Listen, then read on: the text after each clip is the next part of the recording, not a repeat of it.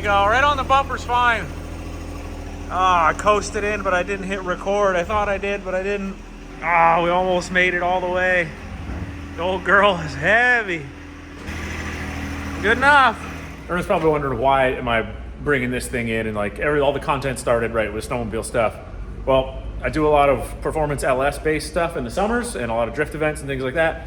This is one of my best friends and really good clients' trucks.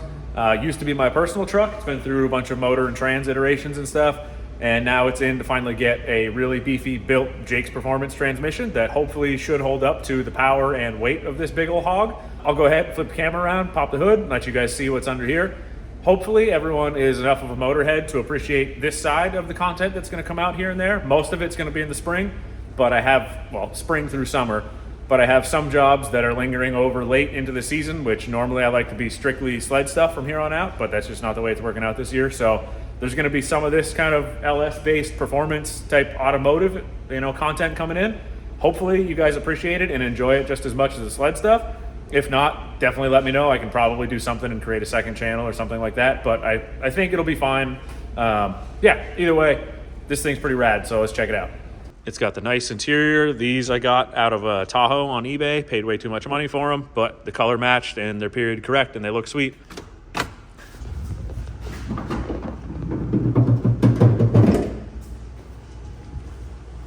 So as you can see, it is not a stock truck. It is not a 454. It is not a 6.5 diesel. It's a 376 LSX. Wild heads on it, really good PTR carbon intake, pretty crazy camshaft.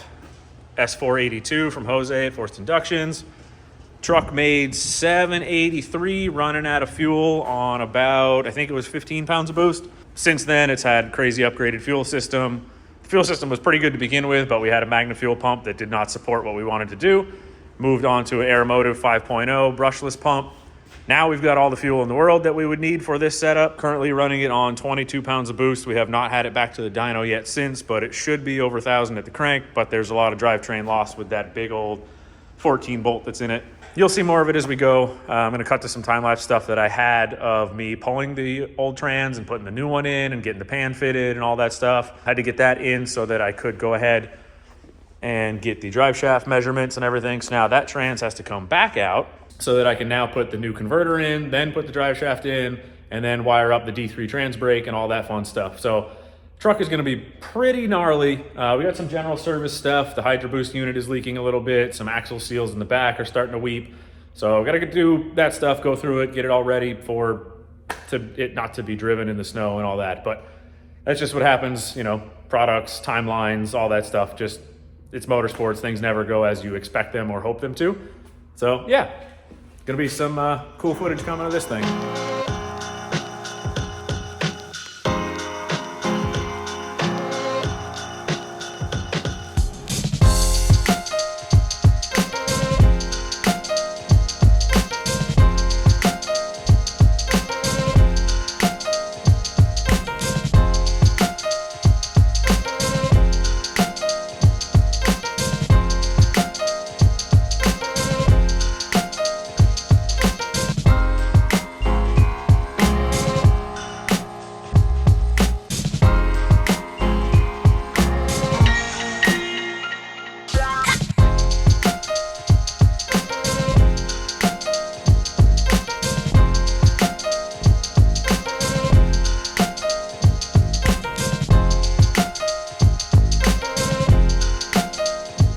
Got the pan off of the trans that's in the truck. So that unit is a local rebuild that's just kind of stockish. HD2, better clutch packs, the usual. Nothing crazy, just like a standard upgrade, quote unquote, rebuild for a 4L80.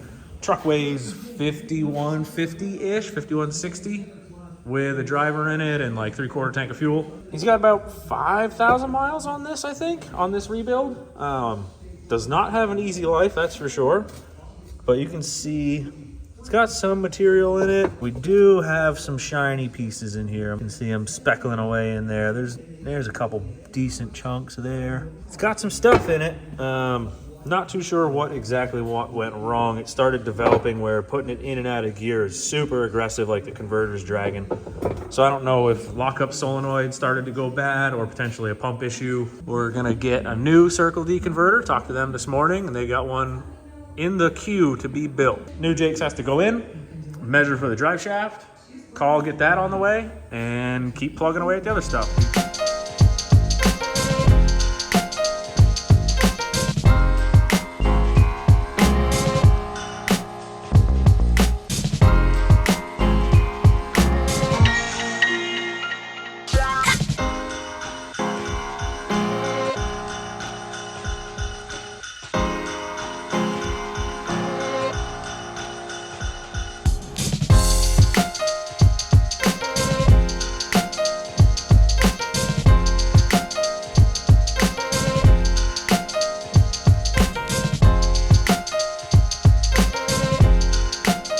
Getting after it today on Black Friday. Got to yank the transmission out of this, pre-fill the torque converter, throw the torque converter in, throw everything back together. First though, I'm going to put it up and test fit the new gigantic 5-inch, 1/8-inch wall aluminum drive shaft for Mr. Drive Shaft down in New Jersey. Anyone out there building a crazy project needs a drive shaft, hit up Mr. Drive Shaft. I haven't had a single issue with any of his. They've always come out perfect. We got one in a Fairmont that's running 9s right now, street car. Crazy stuff. Not that crazy. I mean, dudes are running, you know, high 6s, 7s in street cars now. But you get the point, right? Big power, affordable drive shaft. Dude does great work. Anyway, getting after it.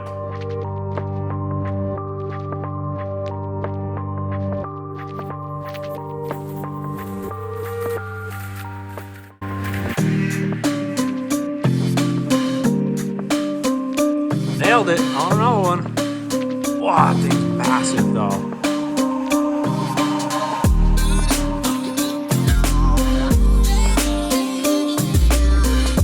What are you doing? You're doing what? Cut the tube, ran out of caulk.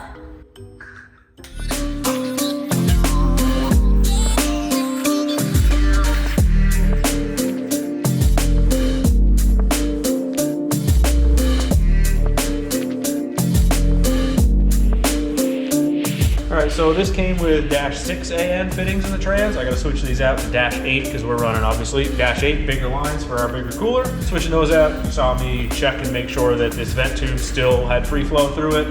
That's all good to go. Little retainer on here so this hose doesn't flop around. Actually, I should put this on the other side away from the exhaust. So I gotta go and flip that to the other one now that I realized that. Good thing I caught that. Not that it would have hit the exhaust, but it still would have been somewhere over here. So it's probably just best to switch it to the other side just to be safe. Gonna swap the fitting, swap that over, convert it into here, and then back on up and in we go.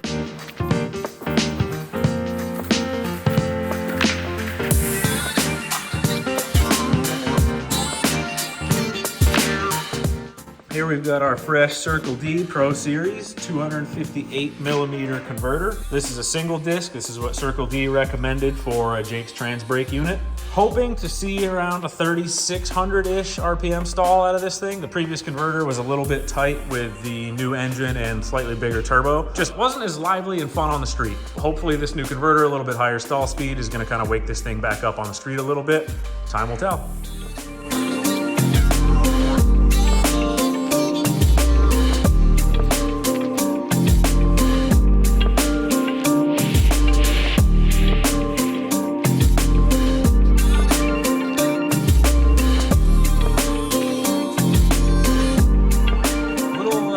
Necessarily pro tip, but something that I've been doing for a little bit here. You can see there's that one, Jesus, I'm zooming the wrong way. That battery cable and then the crank sensor wire that kind of lay over towards the manifold here. Take a washer and some TIG filler rod. This is 308. And you can just kind of melt them into the washer there. And then you have a bendable, decent retainer that holds up pretty well to heat. This is what I've been using. Bolt it up, put your wires behind it, bend it over where you need to, and off you go.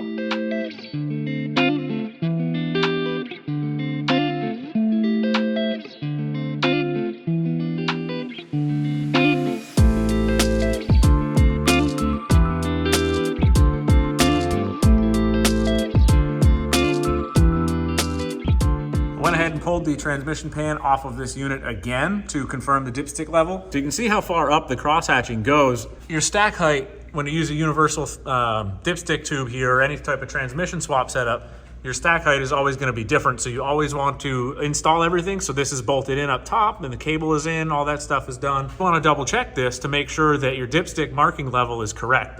Jakes preaches this to the moon that you have to do this every single time and check it. So as you can see, if we were going off just off the dipstick, it would be way, way full up there. But I'm gonna put a scribe line on there so we know that that is the minimum full mark, and then we want to be about 1/4 inch above that. So what I'll probably end up doing actually is making 2 marks, and it will have to be between those, and we'll disregard the cross hatching on this dipstick itself.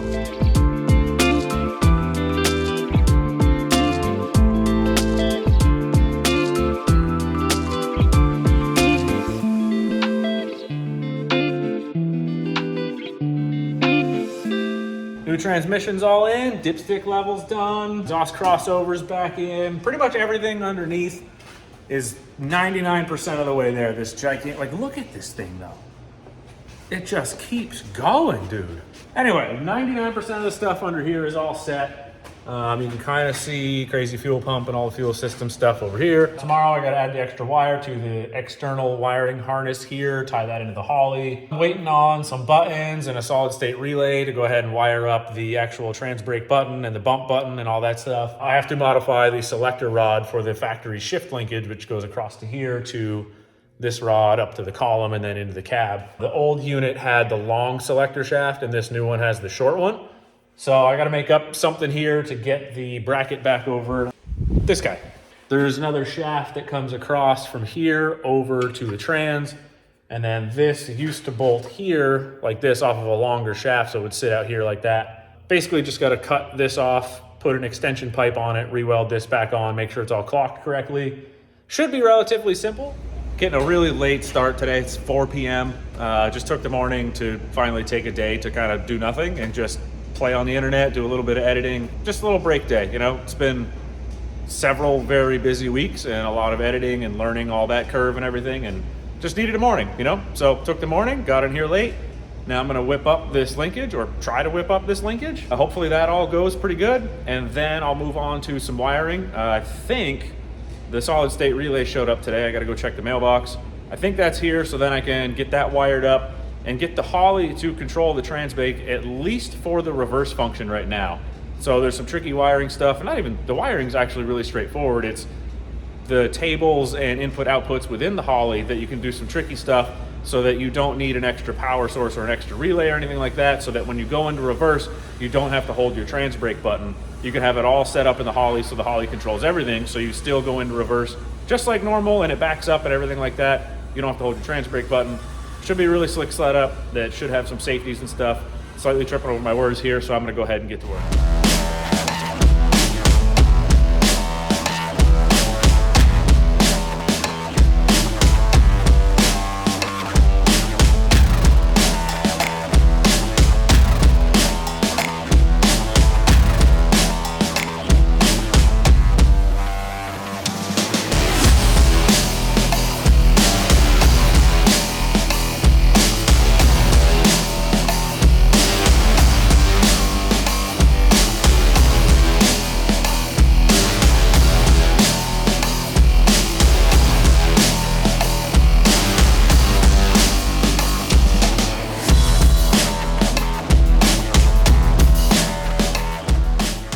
Got this new little selector piece mocked up here. Gonna tack that in 2 sides, go over, put it back on the trans, make sure it all fits up, and then hopefully be able to tack on this actual selector rod here. This goes like this, onto the thing, do-do-do-do-do-do, buzz, buzz, buzz.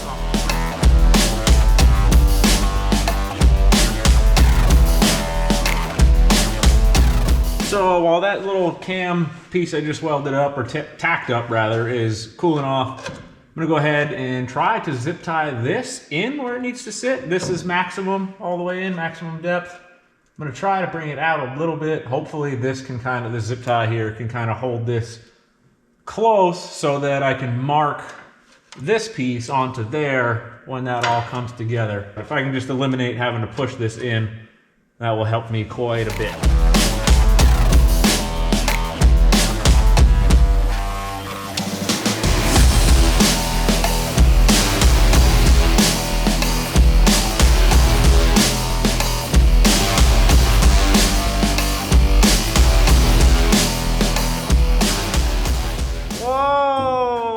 this helper's britches, huh? Can't see your feet or your legs.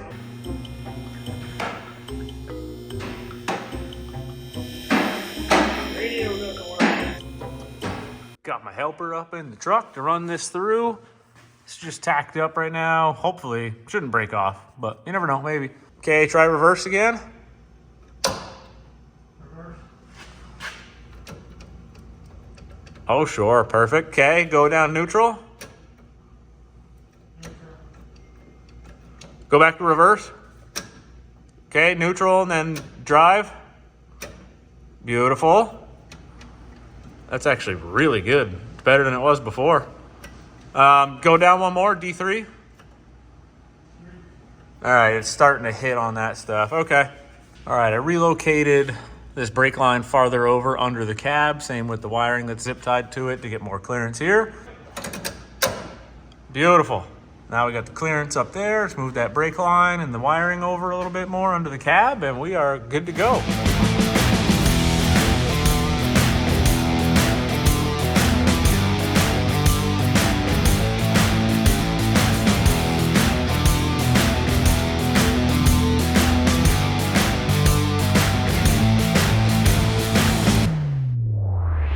Got the linkage little bracket jobber cam selector thing. I don't know what you want to call it. It's all welded up. Added this little brace in here just in case. Definitely don't want this thing breaking. So.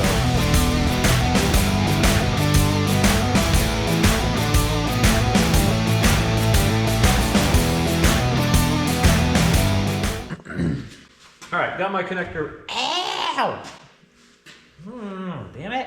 This is your transmission connector. It goes up here, boop, plugs into the trans. Obviously, this is what like the Jakes instructions will refer to as your external harness. So for a Jakes D3 Transbrake setup, you need to add one wire to pin K. I'm gonna go ahead, get my wire, punch my hole in this, put the wire in, and then get this connector butted up there, and then I'll just have one pigtail for tonight. I'll deal with the rest of the wiring tomorrow.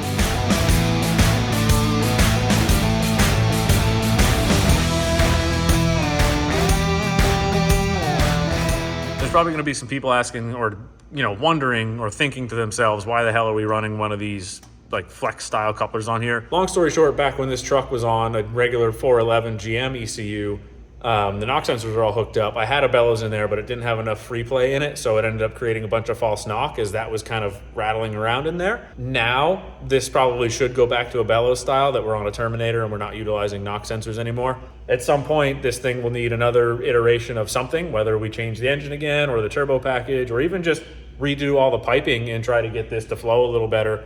Because I mean, this stuff was built, like I said, this whole truck was originally built in 2017 or whatever. So a lot of this could be improved on now, but it's working. So we're just gonna keep running it, and as things break, we were gonna continue to upgrade as we go. So that's the story with this, if anyone sees that and wonders why it's not one of the better, quote unquote, better vibrant style bellows type setups. That's gonna do it for this one. So stick around for part 2. That'll be all the Transbrake wiring stuff, testing the Transbrake, bringing it up on the 2-step. I'll touch on a little bit of the Holley setup stuff, but not a ton of it. There's already a ton of content out there on setting up Transbrake and setting up whatever you could imagine in a Holley. Tons of different ways to do it. So I'll touch on it briefly on how I do it. But other than that, I'm not gonna dig into that crazy deep. That'll wrap this one up. Stay tuned for part 2.